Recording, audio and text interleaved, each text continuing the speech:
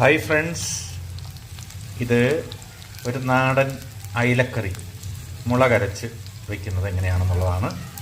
അപ്പോൾ ഇതിനകത്ത് നമ്മൾ വെളിച്ചെണ്ണയിൽ അല്പം കടുക്, അതുപോലെ തന്നെ ഉലുവ ഇട്ടു, ഇഞ്ചി വെളുത്തുള്ളി ചതച്ചതിട്ടു, ചെറിയ ഉള്ളി ഒരു 10 എണ്ണം അരിഞ്ഞിട്ടു, പിന്നെ പച്ചമുളക് ഇട്ട് നന്നായി ഒന്ന് മൂപ്പിക്കുക. അപ്പോൾ നമ്മുടെ അയല ഇവിടെ റെഡിയാണ്.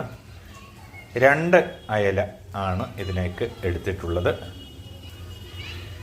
അപ്പോൾ നമ്മൾ ഈ വഴറ്റിയ ഉള്ളിയിലേക്ക് അതിനുള്ള മസാലയും കൂടി ഇട്ട് കൊടുത്തിട്ടുണ്ട്. മുളക് പൊടി, മല്ലിപ്പൊടി, കുരുമുളക് പൊടി, ഒരല്പം പെരിഞ്ജീരകപ്പൊടി ഇത് ചേർത്ത് നന്നായിട്ട് ഒന്ന് ആ പച്ചച്ചുവ മാറുന്നത് വരെ ഒന്ന് ഇളക്കി കൊടുക്കുക. ഇത് പ്രത്യേക ടേസ്റ്റ് ആയിരിക്കും കേട്ടോ. കൊച്ചുള്ളി വെച്ചുണ്ടാക്കുമ്പോൾ നല്ല ടേസ്റ്റാണ്.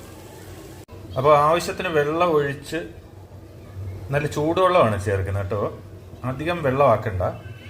ചാറിഷ്ടമുള്ളവരാണെങ്കിൽ ആയിക്കോട്ടെ, കുഴപ്പമില്ല. എങ്കിലും ഒന്ന് കുറുകിയിരിക്കുന്നത് നല്ലതാണ്. അപ്പോൾ വെള്ളം ഒഴിച്ചു കൊടുത്ത് നന്നായി തിളച്ചിട്ടുണ്ട്. ഇതിലേക്ക് നമ്മൾ ഇനി ചേർക്കുന്നത് കണ്ടോ, കുടംപുളിയാണ്. കുടംപുളി ചേർത്ത് കൊടുത്തു.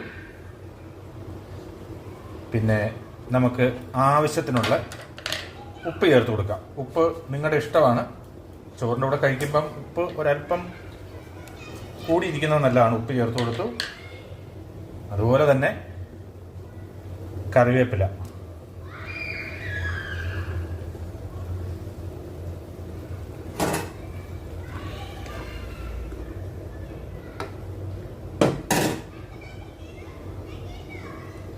നന്നായി തിളച്ച് വരുന്നുണ്ട്. തിളച്ച് വന്നാൽ ഉടനെ ഇനി ചെയ്യേണ്ടത് നമ്മൾ മുറിച്ച് വെച്ചിരിക്കുന്ന അയല കഷ്ണങ്ങൾ അതിലേക്ക് ചേർത്ത് കൊടുക്കുകയാണ്.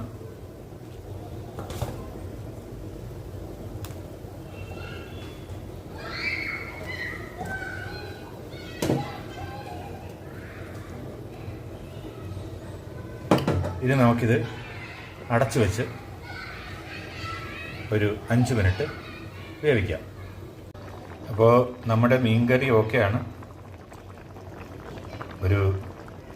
ഒരു മണിക്കൂർ വെച്ച് എന്നെത്താനും നാറിയതിന് ശേഷം എടുത്ത് നല്ല ചൂട് ചോറുമായിട്ട് അങ്ങോട്ട് കഴിക്കുക. Okay, bye. എന്നോടൊപ്പം ഒരു 4 കഷ്ണം അയല എടുത്ത് വറക്കുകയും ചെയ്തു.